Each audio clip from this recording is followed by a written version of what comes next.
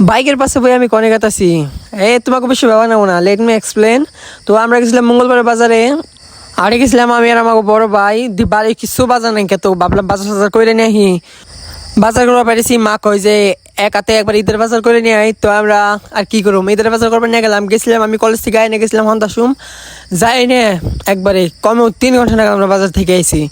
বা এনে সব তার মানে মঙ্গলবার এত বড় বাজার হয়েছে, তার মানে আটের মধ্যে পানি আসাল না, একবারে রাস্তা দিয়ে বসে একবার আট গরুর বাজার আছে। বেরতে গেলাম আমরা, বেরতে আসার পর দিয়ে আমাকে বাইক দিয়ে আইসি একবারে আমি ডিসটামকে বই নিয়ে একবার আম দিয়ে আমার ডেলাই বানিয়েছে আর খেলা বানিয়েছে। তা আসে আমরা গেলাম অল্প আমাকে ঠিক করতে যাই না, দিয়ে আড়াই ভালো করে একবারে।